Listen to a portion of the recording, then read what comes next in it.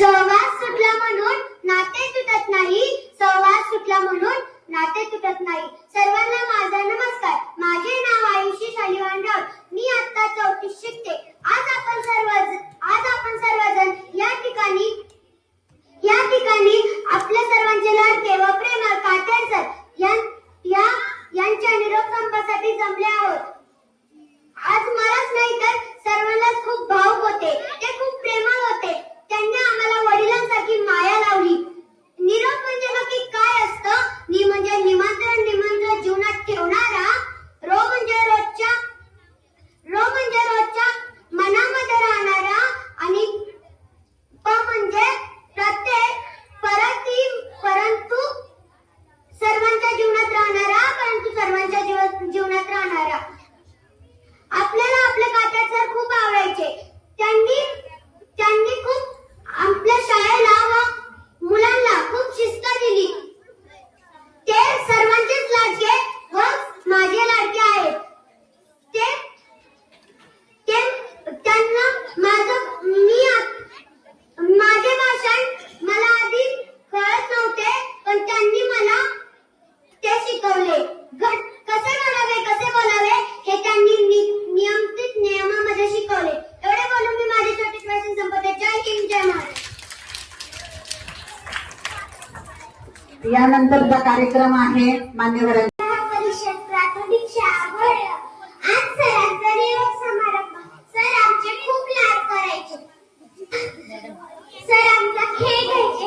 आमचे मॅडम रजेवर असताना आमच्या वर्गात शिकवायचे. सर आम्हाला शिकवता खेळही घ्यायचे. सरांना पुढच्या वाटचालीसाठी खूप खूप शुभेच्छा. शिकते. आज आपण सर्वजण या ठिकाणी सणांच्या समारंभासाठी एकत्र जमलो आहोत. आज मी काटेर सर यांच्याबद्दल बोलणार आहे. काटेर सरांची आमच्या शाळेतून दुसऱ्या शाळेत बदली झाली आहे. काटेर सर आमच्या शाळेत 10 ते 12 वर्ष झाले शिकवत आहेत. मला गेली 2.5 वर्ष काटेर सरांकडून खूप काही शिकायला मिळाले. त्यांनी आम्हाला गाणी शिकवली, गोष्टी सांगितल्या. सर आमच्या सर्व वर्गाचा खेळ घ्यायचे. म्हणून मला काटेर सर एक शिक्षक म्हणून खूप आवडतात. ते सर्व मुलांना आवडतात. ते एक चांगले मार्गदर्शक आहेत. एवढे बोलून मी माझे 2 शब्द संपवते. जय महाराष्ट्र. आणि ज्यांचा आपण या ठिकाणी निरोप समारंभ आयोजित केलेला आहे ते आपले सर्वांचे आवडते काटेर सर यांनी या शाळेमध्ये एकूण 12 वर्षांची सेवा त्यांची जिल्हा परिषद प्राथमिक शाळा गोरेगाव या शाळेमध्ये झाली. ही शाळा कायम मला त्याची इमारत पाहूनच आवडत आली. मी पहिल्यापासून म्हणते की आम्ही म्हणजे दगडी किंवा कौलांच्या शाळेत शिकलेले विद्यार्थी आम्ही म्हणजे इकडून इकडे आलो. यामध्ये या शाळांचा खूप मोठा रोल आहे. शाळा हे संस्कारांचं माहेरघर आहे आणि तशाच पद्धतीचे उत्तम संस्कार या शाळेमध्ये कायम होत असतात. अभिनव उपक्रम राबवले जातात ज्यामध्ये पालकांचाही उत्स्फूर्त सहभाग असतो. मला या कार्यक्रमाला बोलवले त्याबद्दल मी सर्वांना धन्यवाद देते. आणि काटेर सरांविषयी सांगायचं म्हणजे आमच्या पंचायत समितीचा जो ध्वजारोहणाचा कार्यक्रम आहे तो कायम सरांच्या हस्ते पार पाडायचा आणि सर त्या ठिकाणी आवर्जून उपस्थित राहायचे. तालुक्याच्या ठिकाणचं ध्वजारोहण म्हणजे आम्हाला खूप टेन्शन असायचं. ध्वजवर फडकेपर्यंत जीव नसतो. दिसत असलं तरी आम्ही पुढे जाऊन ध्वज फडकवतोय तरी पण खूप टेन्शन असतं. परंतु सर असल्यामुळे कायम आम्ही रिलॅक्स असायचं की चूक होऊ शकत नाही.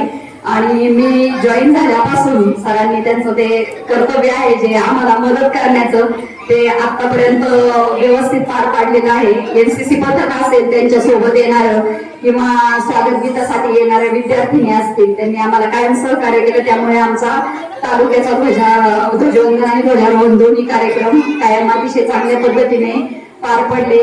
या ठिकाणी सरांचं जे घोषवाक्य असायचं सगळ्यात शेवटी की धडक धडक आंबेगाव पंचायत समिती एकदम कडक, हे वाक्य जरी आम्ही कुठेही गेलो तरी पण कधीही विसरणार नाही. आणि या ठिकाणी मी आज तुमच्यासाठी म्हणेल की धडक धडक आणि काथेर सरांचं कामकाज एकदम कडक. या ठिकाणी आपण मला बोलवलं, बोलण्याची संधी दिली त्याबद्दल सर्वांना धन्यवाद. आमचे लाडके, विद्यार्थ्यांचे लाडके आणि खरोखर या शाळेवर प्रेम केलं असे आदरणीय राजाराम भिकाजी काथेर गुरुजी यांच्या आज सत्कार समारंभाच्या कार्यक्रमासाठी उपस्थित असलेले या कार्यक्रमाचे अध्यक्ष आदरणीय कैलास बोकाळे, आमच्या मार्गदर्शिका आदरणीय हिराबाई काळे, बोंडरे सर आणि व्यासपीठ आणि सर्व विद्यार्थी. खरं तर सरांच्या बाबतीत सांगायचं ठरलं, ज्या वेळेला सरांनी या शाळेमध्ये काम केलं मग बऱ्याचदा चांगल्या पद्धतीचे उपक्रम त्यांनी राबवले आणि शाळा आणि ग्रामपंचायत हे नातं एक वेगळ्या पद्धतीचं आहे. कारण की शाळेला जर काही लागलं तर शिक्षक लोक अग्रणी आपल्या ग्रामपंचायतकडे मागणी करत असतात. रुपालीताई जोडगे असतील, तदनंतरच्या काळात क्रांतीताई गाडवे असतील, अश्विनीताई तिटकारे असतील, ही सर्वच मंडळी ज्या वेळेला सरपंच झाली त्यावेळेला सरांना नेक माहीत झाली होती काय आपण सरपंच असतील, ग्रामपंचायत सदस्य असतील यांच्याकडे मागणी केल्यानंतर ते काम तत्पर होईल. आणि खरोखर सरांचं एक म्हणणं असायचं का जशी ही इंग्लिश मिडियमची गोडेगावचे विद्यार्थी दिसतात तसे माझे मराठी शाळेतील विद्यार्थी हे दिसले पाहिजे, हे सरांची पहिल्यापासून मागणी असायची. आणि सरांनी त्याच्यावरच आम्हाला मग पीटीचे ड्रेस असतील, त्या विद्यार्थ्यांना बूट असतील, हे सुद्धा आमच्याकडे ग्रामपंचायतकडे मागणी केली. अगदी त्यांना कबड्डीचं किट सुद्धा, मलखांब सुद्धा आपण सिनियर कॉलेजचा मलखांबचा खांब आपण आणलेला आहे ते. आणि तो जवळजवळ आपण बाजारात घ्यायला गेलो तो 20-25 हजार रुपये त्याची किंमत आहे. परंतु काथेर सर असतील, हेमंत काळे असतील, हे म्हटले की बाबा आम्हाला पाहिजे आणि आपणच त्या आंबेगाव तालुका विद्याविकास मंडळ असल्यामुळं आपण तो हा मलखांबचा काम इथे उपलब्ध करून दिला. आणि खरोखर यातनं सुद्धा थोरात सरांनी नारायणगाव या ठिकाणी विद्यार्थी चांगले चमकवले. मला सांगायचा भाग असा आहे का काथेर सरांनी इथेच स्नेहभोजन सुद्धा मग कधी शिंदेवाडीला कधी गिरवलीला त्या विद्यार्थ्यांना घेऊन जायचं. खरं तर ही जबाबदारी वेगळी असते. एखाद्या विद्यार्थ्याला काही घडलं का त्या शिक्षकावर येतं, शिक्षक जबाबदार धरला जातो, परंतु त्याची कधी पर्वा या शिक्षकांनी आणि काथेर सरांनी केली नाही. वेळोवेळी मग जसं जनता विद्या मंदिर मध्ये स्नेह संमेलन होतं तसंच या माझ्या शाळेत स्नेह संमेलन. मग दीपक लोढा असतील, बो असतील, आम्हाला सांगायचं जरा आर्थिक चणचण आहे, मग काहीतरी आमच्या गावकऱ्यांनी त्यांना ऍडजस्टमेंट करून द्यायची आणि त्या कार्यक्रमाला शोभा वाढवायचं काम. या मागच्या ग्राउंडवर सुद्धा एकदा स्नेह संमेलन झालं. आता हरिश्चंद्र मंदिराच्या ग्राउंडवर आपण आपल्या हॉलमध्ये स्नेह संमेलनाचा सुंदर असा कार्यक्रम घेत आहे. खरोखर ज्या वेळेला हे विद्यार्थी घडवत असतात त्यांनी सुद्धा स्वतःचा, जसा काळेबाईंनी आपला मुलगा कलेक्टर केला, त्यांच्या मुली सुद्धा चांगल्या प्रकारे उच्च शिक्षित केल्या. बाई तुम्ही म्हटले का कलेक्टर काय नाही, कलेक्टर होणं ही काही सोपी बाब नाहीये. तुम्ही संस्कार शिक्षण दिलं म्हणून आज काळे साहेब आणि आम्हाला गोडेगावकरांना सगळ्यांना अभिमान आहे का आपल्या गावातील माणूस आज कलेक्टर झाला. आमची छाती 2 इंच फुगते, त्याचं कारणही तसंच आहे आणि ते संस्कार सुद्धा तसेच दिले. काथेर सरांनी सुद्धा आपला स्वतःचा मुलगी का मुलगा त्यांनी सुद्धा परदेशात पाठवलेला आहे. म्हणजे त्यांनी ज्या वेळेला या शाळेतील माझे विद्यार्थी घडले पाहिजे तसे स्वतःच सुद्धा विद्यार्थ्यावर चांगल्या प्रकारे त्यांनी संस्कार घडवलेले. वरती आता आम्ही वाचनालयाचं उद्घाटन केलं तर वाचनालयाच्या उद्घाटन प्रसंगी त्यांनी सांगितलं की बाबा पुस्तक आपण वाढदिवसानिमित्त घेऊ, परंतु आम्ही त्यांना सांगितलं का आपण ग्रामपंचायत मधनं तुम्हाला काय लागतील ती पुस्तकं आम्ही देऊ आणि ती मॅडम ती पुस्तकं या विद्यार्थ्यांना द्या. त्यांनी घरी जाऊन पालकांनी सुद्धा त्यांचं ती पुस्तकाचं वाचन घेतलं पाहिजे. म्हणजे जसं ग्रामपंचायत देईल पुस्तकं त्याचा उपयोग सुद्धा झाला पाहिजे. नाहीतर ग्रामपंचायत पुस्तक द्यायचं आणि ते वाचन व्हायचं नाही असं व्हायला नको, अशी आमची मनापासून त्याची धारणा आहे. ज्या ज्या गोष्टी काथेर सरांनी सुंदर अशा इथं राबवल्या, आज 12 वर्ष राबवत असताना मग ज्या वेळेला हे कार्यक्रम घेत असतात त्यावेळेला गावातील पदाधिकारी असतात, मग ग्रामपंचायत सदस्य असतात, सोसायटीचे चेअरमन असतात, डायरेक्टर असतात, यांना कुठेतरी फार सयाजी भाऊकडे जायचं ठरलं तरी सयाजी भाऊ दीपक लोढा जाणार, ते सयाजी भाऊ पण चिवलदरात राहतात, पण त्यांच्या घरी जाऊन निमंत्रण देणार, कुणी नाराज व्हायला नको. सुंदर असा कार्यक्रम घेत असताना कुणीतरी पदाधिकारी मग नाराज झाल्यावर त्या शिक्षकाचा एडमोड होतो का मी एवढा कार्यक्रम राबवत असताना कुणीतरी आमच्या सारख्या पदाधिकाऱ्यांनी बोलल्यावर त्या शिक्षकाला जरा नाराज वाटतं का आपण एवढा कार्यक्रम राबवत असताना आम्हाला कोणीतरी बोललं, पण त्याची कधी त्यांनी फिकीर जाणली नाही. जरी बोलले तरी त्यांनी ऐकून घेतलं. पण सुंदर अशी शाळा बनवायचं काम काथेर सरांनी केलेलं आहे. चांगल्या पद्धतीने काथेर सरांनी विद्यार्थी घडवलेले आहे. मी त्यांना पुढील शाळेत सुद्धा आमोंडी या ठिकाणी चांगल्या पद्धतीने विद्यार्थी असेच या शाळेत घडवले त्या पद्धतीने घडवावी. कारण की आपण नास्तिक नाहोत, आपण बी धार्मिक आहोत.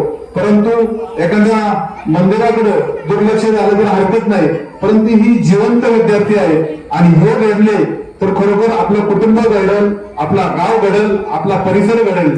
म्हणून मी सर्व शिक्षकांना मनापासून विनंती करतो, जे काय लागेल ते आम्ही ग्रामपंचायतीकडनं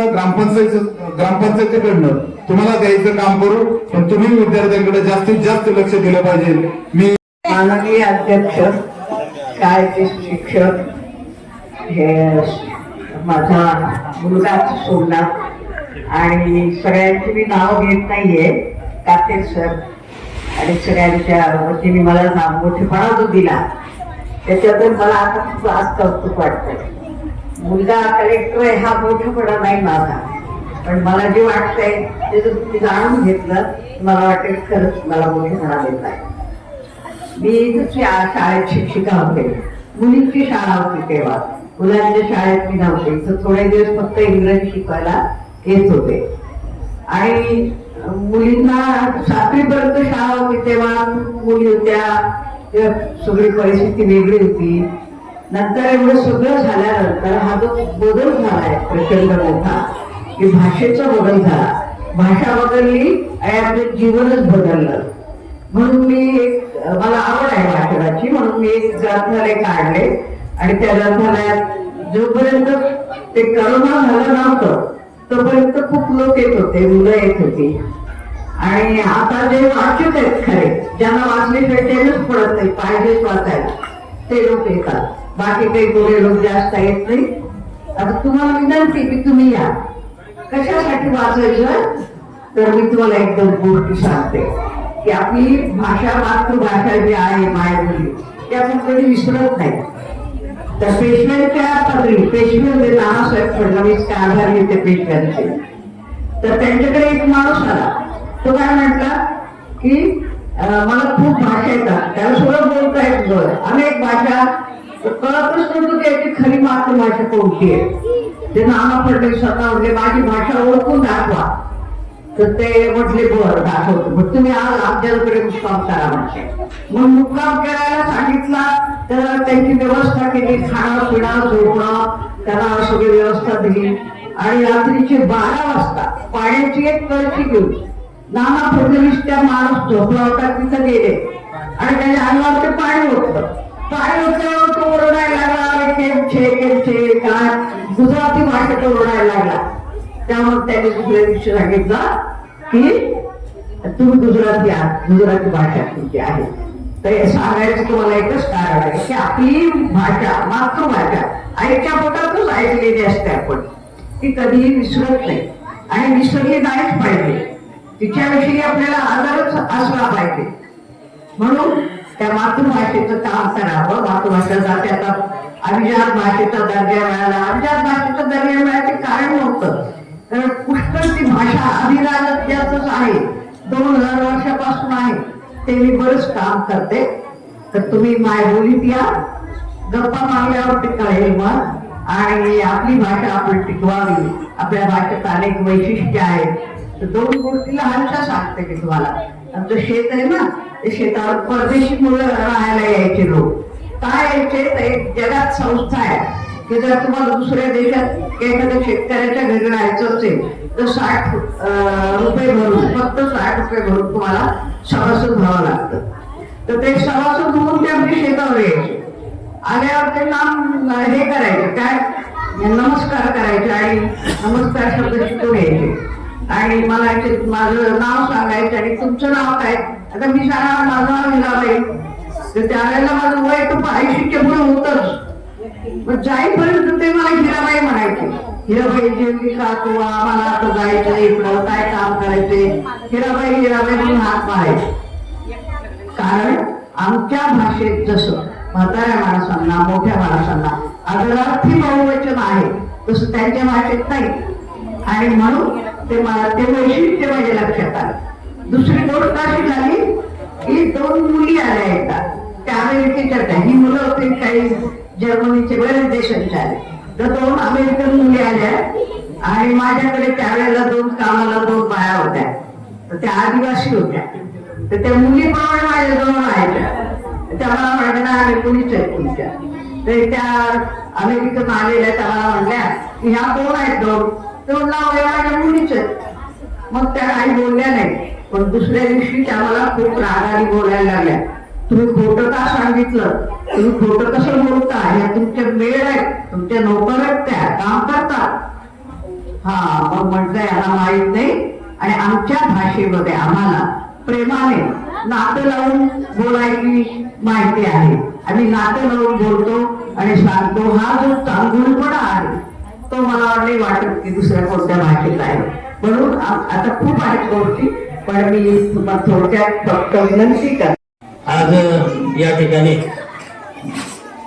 श्री राजारामजी काथेर यांच्या सत्कार समारंभाच्या निमित्ताने उपस्थित असलेल्या आमच्या आंबेगाव तालुका पंचायत समितीच्या पीडी मॅडम कोल्हेताई, विस्तार अधिकारी मोबे सर, या व्यवस्थापन समितीचे अध्यक्ष प्रशांतजी सोमनाथ भाऊ, आमच्या आई म्हणजे अभिमन्यू काय मी काय, आम्ही दोन्ही एकाच वर्गात होतो. म्हणजे आमच्या आईसारख्या गाताई, त्याचप्रमाणे शिंगाडे मॅडम मुख्याध्यापिका, चास्कर मॅडम, कक्षा अधिकारी, आमचे हेमंत कासार, उपस्थित सर्व पालक वर्ग, विद्यार्थी मित्रांनो, पत्रकार बंधू आणि भगिनी. म्हणजे बराच वेळ आता झालाय आणि बऱ्याच जणांनी कातर सर आपल्या सणांबद्दल जी काही माहिती ज्या 12 वर्षामध्ये त्यांनी जी सेवा केली, ती सेवा करीत असताना अनेक प्रसंग त्यांच्यावर आलेले, तर कधीच त्यांनी त्यांच्या मनामध्ये कधी बोलून दाखवले नाही. कारण आपण पाहतोय मॅडम काही तर सगळे जेवढं शिक्षिकाचं महिलाच असायचे बऱ्यापैकी आणि एकच पुरुष असायचे. एवढं म्हणजे महिलांना जे शिक्षिका आहेत त्यांना सांभाळून, मुलांना सांभाळून सगळं कामकाज स्वतः करून सगळ्या गोष्टी त्यांच्यावर यायच्या. आणि त्या सरांमध्ये आलं तर कधी त्यांनी टेन्शन घेतलं नाही 12 वर्षामध्ये. कारण त्याला एवढंच कारण होतं का गावातील सर्व ग्रामस्थ त्यांना सहकार्य करीत होते. आणि सहकार्य करीत असताना त्यांची भावना एकच होती का आपल्या मुलांच्या साठी एक चांगल्या पद्धतीने व्यासपीठ व्हावं, मुलांसाठी चांगलं प्रशिक्षण व्हावं. आज आपण ई लर्निंग सेवा चांगल्या पद्धतीच्या काळात संगणकाच्या दृष्टीने त्यांचे बरेचसे प्रयत्न, जे अध्यक्ष व्यवस्थापन समितीची कमिटीचे आम्ही केले त्या काळात आमच्या विचाराने झाले, पण ते असे झाले तर त्यांची शाळेसाठी योगदान देऊन एक चांगल्या पद्धतीची शाळा या ठिकाणी आज निर्माण केली. कारण अनेक शाळेमध्ये पाहतो आपण त्यावेळेला व्यवस्थापन कमिटी काही ठिकाणी स्थापन होते, पण त्या कमिटीचं शाळेकडे लक्ष नसतं.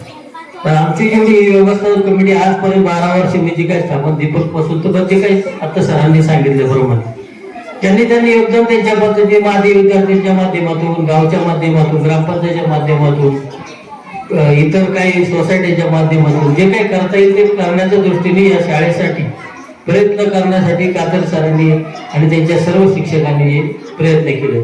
आणि आज जे आपल्याला हे वैभव दिसते, आता आमच्या आई हिराबाई आहे त्या काळात मुलांची शाळा त्यांनी सांगितलं, त्यांच्या त्या मुख्याध्यापिका होत्या त्यावेळेला पोट एवढा होता व्हायला माहिती तर बसायला जागा नसायची.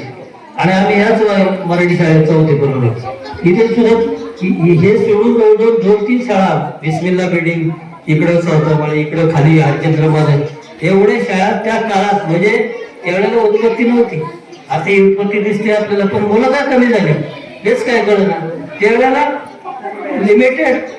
लिमिटेड आपत्ती होती, लिमिटेड सगळ्या गोष्टी होत्या, तरी एवढ्या शाळा त्या पद्धतीने प्रत्येक मराठी शाळा ह्या गावामध्ये प्रत्येक ठिकाणी बिस्मिल्ला बिल्डिंग असेल, इथं ही आपली मराठी दगडी शाळा असेल, आमच्या मागेशी काय त्याला नाव असेल का विसरलं आपल्या महिलांच्या ते मुलींची शाळेला 2 नंबर शाळा, आणि आपली इकडं हरिचंद्र मंदिरापाशी तर एवढ्या तिथं वर्ग फुल व्हायचे. आणि एवढं करून आम्ही इथं कोपऱ्यामध्ये इथं 4 खोल्या होत्या, त्या खोल्यांमध्ये मुलं बसायची. एवढी इथं पटसंख्या असायची. आणि त्या काळात हायस्कूल बी होतं, सगळ्या गोष्टी होत्या, पण मुलं एवढी होती की त्यावेळेला बसायला जागा नव्हती आणि त्यावेळेला काय एवढ्या सुविधा नव्हत्या मॅडम. आता हे जरा बसवत त्यांना, हा प्रत्येक वर्गात तुकडं. त्यावेळेला म्हणजे अंगात घालायला कपडे सुद्धा नव्हती, त्या काळात पुस्तकही नव्हती, त्या काळात भविष्याचे काय आता हे उपक्रम ते नव्हते. पण आता शासनाने किंवा शिक्षक विभागाने एवढे उपक्रम केले, एवढ्या सुविधा दिल्या, तर नाश्त्यापासून तर फार अल्पोपहारपर्यंत, त्या कपड्यापासून तर फार पुस्तकापर्यंत, पण मुलं यायची कमी झाली. आणि त्या काळामध्ये आम्ही सुद्धा अभिमन्यू असं आम्ही मराठीमध्ये इथेच शिकलो चौथीमध्ये.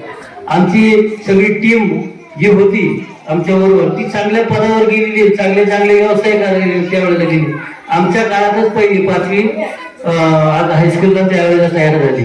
आणि ती जी काय आमची टीम आहे त्या टीम मध्ये जेवढी मुलं होती ती मुलं चांगल्या पद्धतीने काय काय अधिकारी झाली, काही काहींनी व्यवसाय चांगले केले, काही काही बिझनेस केले. का तर हे माध्यम हे आमचा पाया, मूळ पाया हा आमच्या मराठी शाळेचा. जीवन शिक्षण मंदिर त्यावेळेला म्हणायचे, आता प्राथमिक शाळा म्हणतात. खरं म्हणजे ते नाव योग्य होते त्या काळामध्ये, जीवन शिक्षण मंदिर. त्याचा अर्थ वेगळा होता आणि त्या काळात त्याचं मुलांनी सुद्धा चांगल्या पद्धतीने, तुम्ही आता सांगितलं बोलले सरांनी, ज्या वेळेला शिक्षक मारायचे त्यावेळेला पालक घरी जर तक्रार केलं ते करायला गेलो तर पालक येऊन शिक्षकाला सांगायला तुम्ही अजून मारा, त्याचं शिक्षण चांगलं करा. मला चांगलं आठवतं, इथं वरती आमच्या भावाच्या बरोबर नंदकर गुरुजी होते, आमचे बंधू इथं 7वीला होते. उचलू आपण केले असं उचलू बंधूंना, असं शिक्षण त्यावेळेला असं, त्यावेळेला ती पिढी त्या पद्धतीने घडायची. पण आता काही छडी मारली तर लगेच त्या शिक्षकावर कारवाई, परत नाही त्या पद्धतीने शिक्षकांना बोलणं. पण आता 12 वर्ष काकेर सरांनी जे काही योगदान ह्या शाळेसाठी किंवा मुलांसाठी दिलं, त्यांना भविष्यामध्ये जरी ते तिकडे धावडी वस्तीमध्ये जरी गेले असतील तर ते त्यांच्या जवळ गेलेले, पण त्यांचं लक्ष याला शाळेकडे लागणार आहे. भविष्यामध्ये व्हिडिओ मॅडम भविष्याच्या वर्ष 2 वर्षांनी कसं त्यांना इकडे आपल्याकडे रुजू करता येईल त्या पद्धतीने तुम्ही प्रयत्न करा, अशा या निमित्ताने आम्ही तुम्हाला विनंती करतो. आणि ह्या मुलांच्या भविष्यासाठी कातेर सरांनी आता अहोरात्र जे काम ह्या शाळेमध्ये केले, आज जरी खरं म्हणजे असं कुठंच प्रोग्राम मला नाही वाटत तालुक्यामध्ये झाला का त्याची बदली झाली, त्याचा एवढा मोठा प्रोग्राम फार बीडीओ म्हणजे आज बीडीओ आज या ठिकाणी हजर आहे, कक्षा अधिकारी आम्ही सर्व मंडळी हजर आहे. मला नाही वाटत कुठल्या शाळेमध्ये असा प्रोग्राम झाला असेल, पण आज एक चांगलं काम केल्यामध्ये त्याचं कौतुक करण्याच्या दृष्टीने तुम्ही सर्वजण या ठिकाणी उपस्थित झालेला आहे. भविष्यामध्ये त्यांना जरी आता त्या शिक्षकाच्या माध्यमातून भविष्यामध्ये मुख्यालय पुढच्या पदावर जाऊ, विस्तार अधिकारी हो, केंद्र प्रमुख अशी आमच्या सर्वांची त्यांना सदिच्छा देतो. आणि पुन्हा एकदा त्यांना त्यांच्या भावी आयुष्यामध्ये चांगलं त्यांनी मुलांना शिक्षण मिळावं अशी मी माझ्या या सत्कार समारंभाच्या कार्यक्रमाचे अध्यक्ष माननीय कैलास काळे साहेब, माजी सभापती पंचायत समिती आंबेगाव, आमच्या शिक्षण विभागाचे शिक्षण विस्तार अधिकारी माननीय कांतारामजी गोंडरे सर, मायबोली वाचनालयाच्या संस्थापिका अध्यक्षा व आमच्या जिल्हा परिषद शाळेच्या माजी शिक्षिका श्रीमती हिराबाई काळे मॅडम, माझे मित्र व मार्गदर्शक म्हटलं तरी काय हरकत नाही आणि प्रत्येकासाठी नेहमी धावून जातात असे माननीय सोमनाथ भाऊ काळे साहेब, विद्यमान अध्यक्ष माननीय प्रशांतजी सूर्यवंशी, आपल्या संस्थेचे उपाध्यक्ष माननीय हेमंत भाऊ काळे साहेब, पत्रकार मित्र मोहसिनजी काटेवाडी, किरणजी शिंगाडे, मंगेशजी कुंभार, कडलक सर, आवर्जून उपस्थित असलेले माननीय सतीशजी खिवसरा सर. खरोखर गोळेगाव शाळा काय असते हे ह्या शाळेतून बाहेर पडल्यावरच कळलं की आपल्या ह्या शाळेमध्ये इथले ग्रामस्थ, इथलं सर्व असणारे व्यक्ती, ज्या वेळेला 2013 साली ऑनलाईन बंदी झाली, मी माझ्या गावातच होतो आणि त्यावेळेला प्रश्न पडला का काय करायचं, म्हटलं आपण आहे ना घोडेगावात शाळा घ्यायची. आणि मी पूर्ण बदलीमध्ये मी घोडेगाव शाळा घेतली, माझ्या बरोबर कोणीही घोडेगाव शाळा घेतली नाही. आणि आज आपण जो हा आदरणीय आदर्श शिक्षक राजारामजी काकेर सर यांना शुभेच्छा देण्यासाठी जो हा कार्यक्रम आयोजित केलेला आहे, मुळात शिक्षक आणि विद्यार्थी हे 2 समाजातील असे घटक आहेत की या 2 घटकांवरती संपूर्ण समाज बांधलेला असतो आणि त्याच्यातून पुढील पिढी घडत असते. तुम्हाला माहिती असते, ज्यावेळी आपण ज्ञानदानाचं काम करतो ते ज्ञानदानाचं काम करत असताना जेवढा ऐकणारा महत्वाचा असतो तेवढाच सांगणारा देखील महत्वाचा असतो. तुम्हाला एक गोष्ट सांगतो, त्या गोष्टीमध्ये सर्वांना माहिती आहे, महाभारत सर्वांना माहिती आहे. महाभारतामध्ये पांडव होते. किती पांडव होते? किती पांडव होते मुलांना? 5. आणि महाभारतामध्ये कौरव होते. किती कौरव होते? 100 कौरव होते. 5 पांडवांना जे काय ज्ञानदानाचं काम केलं ते श्रीकृष्णाने केलं आणि कौरवांना सांगण्याचं काम केलं ते शकुनीने केलं. 5 होते पण मार्गदर्शन श्रीकृष्णाचं होतं आणि 100 होते त्यांना मार्गदर्शन शकुनीचं होतं. 5 असूनही 100वरती बाहेर पडले. कशामुळे? तर मार्गदर्शन योग्य व्यक्तीकडून घेतलं गेलं. आपल्या जीवनामध्ये असंच असतं. आपल्याला देखील जर चांगलं मार्गदर्शन लाभलं तर आपणही आपल्या जीवनामध्ये यशस्वी होत असतो. आज शिक्षण क्षेत्रामध्ये अनेक दिग्गज होऊन गेले. तुम्हाला माहितीये, पूर्वी काही दिवसापूर्वी एक चित्रपट येऊन गेला, बाई पण भारी देवा. त्याच्यामध्ये सर्व या ठिकाणी महिला मंडळ असतील, मुले असतील, आपण तो चित्रपट पाहायला गेलो. तो पाहिल्यानंतर त्या ठिकाणी सगळ्यांनी ते फोटोशूट केलं, स्टेटसला टाकलं. परंतु त्या बाईला भारी बनवण्याचं काम ज्यांनी केलं ते सावित्रीबाई फुले असतील, महात्मा फुले असतील, या मान्यवरांनी या सर्व महिला या ठिकाणी पहा 6 ते 7 शिक्षिका आज या ठिकाणी आहेत. यांना शिक्षण देण्याचं काम ज्या विविध मान्यवरांनी केलं त्याच्यामध्ये सावित्रीबाई फुले असतील, महात्मा फुले असतील, यांनी खूप कष्टा खाल्या, शिक्षणासाठी खूप प्रयत्न केले. तेव्हा आज या सर्व महिला शिक्षिका आज आपल्या शाळेला लाभलेल्या आहेत. या ठिकाणी ज्या इथं आदर्श माता बसलेल्या आहेत त्यांचा एक मुलगा कलेक्टर आहे, सन्माननीय हिराबाई काळे. या मातेने देखील खूप त्या ठिकाणी मुलांवरती चांगले संस्कार केले आणि आज त्यांचा मुलगा कलेक्टर आहे. कलेक्टर होणं सोपी गोष्ट नाही. आपल्या गोरेगावमध्ये एकमेव ते कलेक्टर आहेत. अशाच प्रकारे कातूर सरांचं देखील कार्य आहे. त्यांनी देखील तुम्हाला चांगल्या प्रकारे ज्ञानदानाचं कार्य केलेलं आहे. ज्यावेळी आता आज आपल्यातून कातूर सर दुसऱ्या शाळेमध्ये जात असतील तरी आज आपल्या सर्वांची त्या ठिकाणी एक भावना आहे की सरांनी काही दिवस या ठिकाणी थांबायला पाहिजे होतं, परंतु दुसऱ्याही शाळेमध्ये जशी या शाळेला सरांची गरज आहे तशी दुसऱ्याही शाळेला सरांची गरज आहे. असो सर, तुम्हाला पुढील भावी वाटचालीसाठी माझ्याकडून खूप खूप सदिच्छा आणि शुभेच्छा. धन्यवाद. व्यासपीठावर उपस्थित असलेले सर्व मान्यवरांचे मी आपल्या जिल्हा परिषद प्राथमिक शाळा घोडेगावच्या वतीनं धन्यवाद व्यक्त करते, आभार व्यक्त करते आणि आजचा आपला कार्यक्रम संपला असं जाहीर करते.